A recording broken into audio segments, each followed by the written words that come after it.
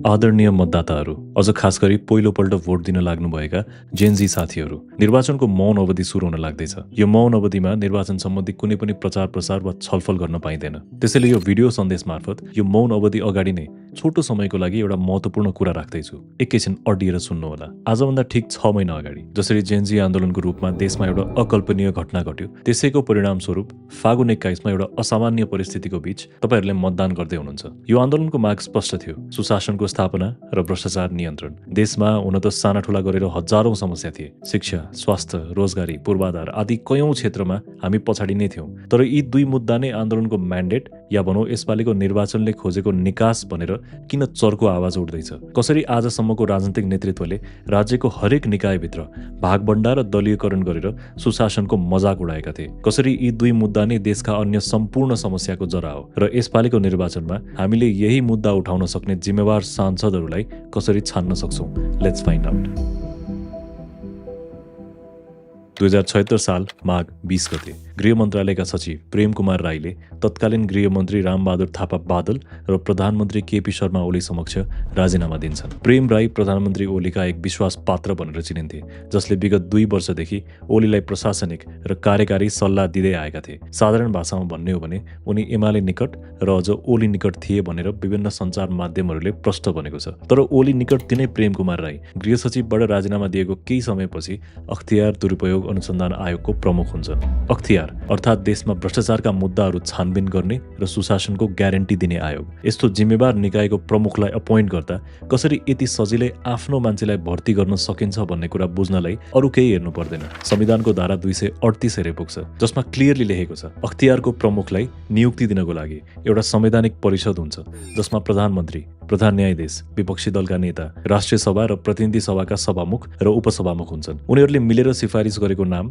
यो अर्को समिति संसदीय सुनवाई समितिमा जान्छ। यो समितिमा पनि अरू कोही होइन, त्यही सांसद या प्रतिनिधि सभाकै पार्टी मेम्बर्सहरू मिलेर बनेको समिति हो र यो समितिको अप्रुभल पछि तिनै सिफारिस भएका व्यक्तिलाई राष्ट्रपतिले नियुक्त गर्नुपर्ने हुन्छ। अर्थात् यदि म प्रधानमन्त्री हो, मेरो विपक्षी दलको नेता मेरो घनिष्ठ मित्र हुनुहुन्छ, मेरै मान्छे प्रधान न्यायाधीश पनि छ र सभामुख र उपसभामुखहरू पनि मेरै सर्कलका छन् भने म अभियसली यस्तो मान्छेलाई अख्तियार प्रमुख बनाउँछु जसले मेरो र मेरो पार्टीभित्रको कुनै पनि अनियमितता अथवा भ्रष्टाचारका मुद्दाहरूलाई देखि अनदेखा गरिदियोस्, मेरा अनेकौं काण्डहरू ढाकछेप गरिदियोस् र मलाई र मेरो पार्टीलाई निरन्तर आर्थिक घोटाला गर्ने वातावरण दिलाउँदै कारबाहीबाट जोगाइरहोस्। अगेन, मैले यहाँ कोही व्यक्तिलाई दोष दिएको होइन, मैले दोष दिएको हो हाम्रो पद्धति वा प्रक्रियालाई, जुन प्रक्रियाले अख्तियार जस्तो महत्त्वपूर्ण आयोगमा आफ्ना मान्छे राख्न मिल्ने छुट प्रदान गर्छ। अर्थात् यस्तो छुट दिने सिस्टममा यदि कोही नयाँ र जुझारु व्यक्ति नै प्रधानमन्त्री भएर किन नआओस्, उसले यी छुट देख्न साथ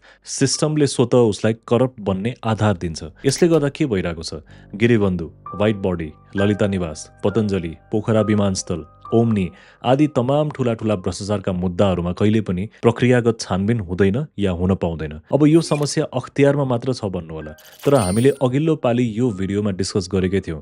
राज्यका तमाम निकायहरू जस्तै न्यायपालिका भित्रका अड्डा अदालतहरू, व्यवस्थापिका भित्रका संसदीय समितिहरू, कार्यपालिका भित्रका मन्त्रालय, सरकारी कार्यालय या निकायहरू, युनिभर्सिटिजहरू, ब्याङ्क, प्रहरी प्रशासन र प्राधिकरणहरू, सरकारको माथिल्लो अङ्गदेखि तल्लो निकायसम्म कुन पार्टीका को व्यक्तिहरू कुन संस्थामा अहिले पनि भर्ती भएर बसेका छन्, त्यो कुराको हिसाब किताब खोज्न थाल्नुभयो भने बल्ल प्रश्न हुन्छ कि कसरी पोलिटिकल पार्टिजले सिस्टमिकली आफ्नो संरचना र पावर स्ट्रक्चरलाई बलियो बनाउन र आफू सत्तामा नभए पनि आफ्ना मान्छेहरू राज्यका अनेकौं निकायमा परिचालन गरेर पावरफुल रहिरहन्छन्। र यही प्रक्रियालाई हामीले यो भिडियोमा पोलिटिकल भाइरस भनेर संज्ञा दिएका थियौं। यस्तो भाइरस जुन राज्यको सबै संस्थाको भित्रसम्म पसेर फैलिसकेको छ र डेमोक्रेसीको 3टा पिलर्स कार्यपालिका, न्यायपालिका र व्यवस्थापिकालाई खोक्रो बनाएर राखेको छ। उदाहरणको लागि न्यायपालिकाको प्रमुख अर्थात् प्रधान न्यायाधीश, जसलाई पनि अघि डिस्कस गरेको जस्तै त्यही संवैधानिक आयोगले सिफारिस गर्छ, त्यही संसदीय सुनवाई समितिले राष्ट्रपति समक्ष नाम पुर्याउँछ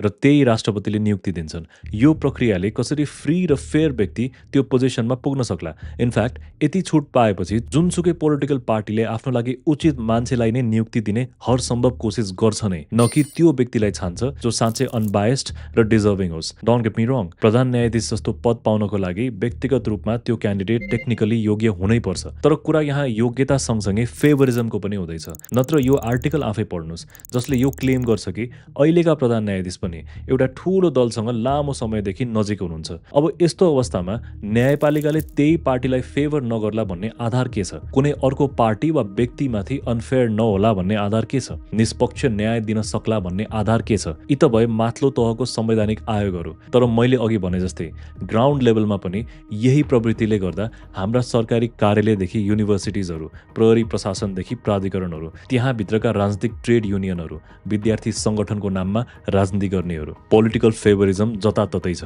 आदरणीय मतदाताहरू, मलाई अन्यथा नसम्झिनु होला।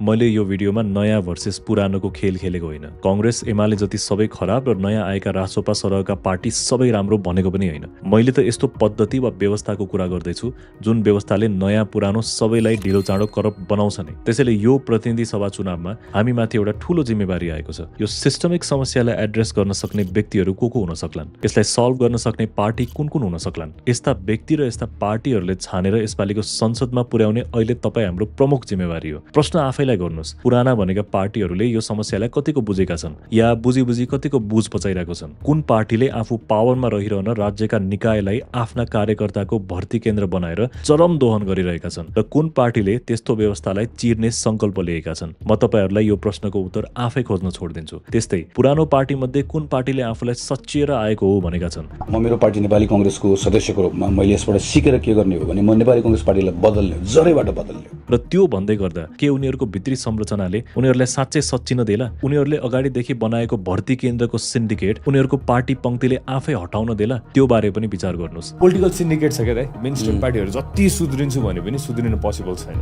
किनभने खत्रै ल महाधिवेशन गऱ्यो अरे के गऱ्यो अरे, नयाँ लिडरसिप आयो, तर रुटदेखि त त्यही छ नि त दाइ।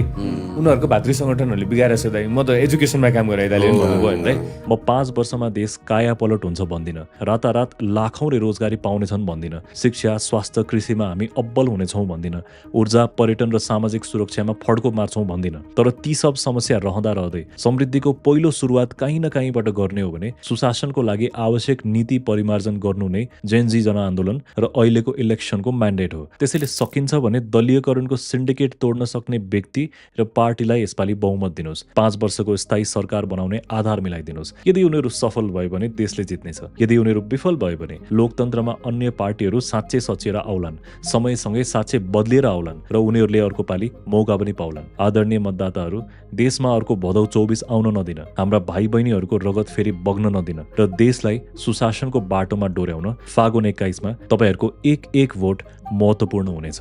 See you after the election. लेखौं भविष्य आफ्नो आफै नै, अरूको ही आई बनाउँदैन यो